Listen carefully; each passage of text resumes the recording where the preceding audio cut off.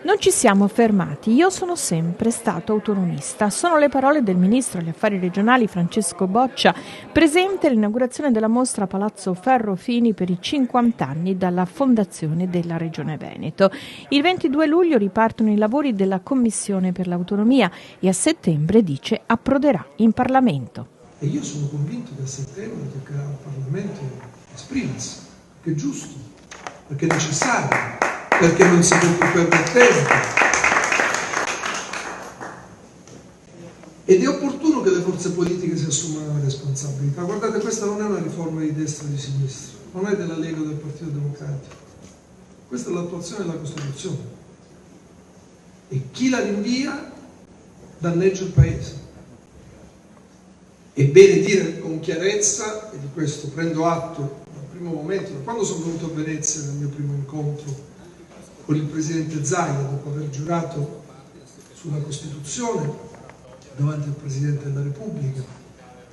Noi abbiamo la necessità però di dividere in due parti il tema connesso ai livelli essenziali delle prestazioni, e il Covid ci ha ribadito che è necessario entrare dentro nel merito dei diritti universali, salute, scuola, fatemi aggiungere trasporto pubblico locale e assistenza.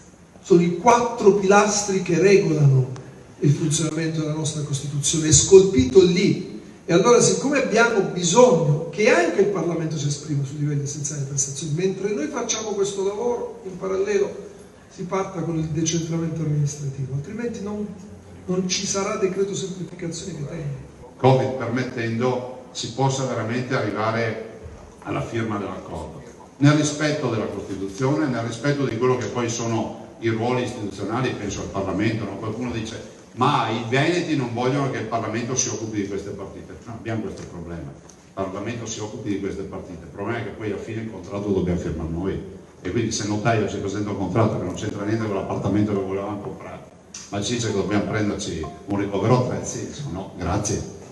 Però penso che ci siano i presupposti per lavorare. Ringrazio, e perdonatemi se lo faccio, ma penso sia doveroso ringraziare la nostra delegazione trattante, no?